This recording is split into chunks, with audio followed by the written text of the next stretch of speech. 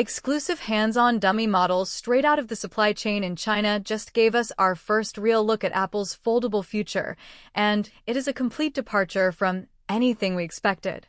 On the left, near the robust hinge mechanism, the chassis sports a sharp, boxy aesthetic. But look at the right side, and the corners completely soften into a classic rounded finish.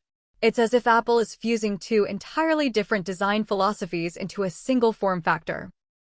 This wider footprint translates to an optimized 4:3 or 5:3 aspect ratio.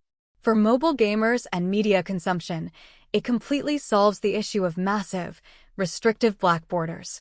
The layout here is fascinating.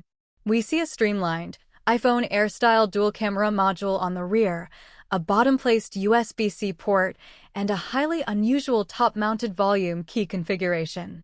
The side rails house the power key, Touch ID, and camera control button. Side by side with a massive 6.9-inch iPhone, the Fold is noticeably shorter and wider when closed. But once unfolded, it thins out dramatically while gaining impressive vertical estate. Under the hood, early leaks suggest this ultra-premium device will skip ahead to the A20 Bionic chipset, built on TSMC's cutting-edge 2-nanometer process. Combined with a massive 5,800 mAh battery and 45W fast charging, it's clear Apple is positioning its foldable as a high-efficiency workstation in your pocket. But that's not all that leaked. We also caught our first look at the iPhone 18 Pro Max dummy model, highlighting a familiar rectangular triple-camera cluster that hides a massive functional upgrade. Look closely at the individual lens housings. They are visibly thicker and wider.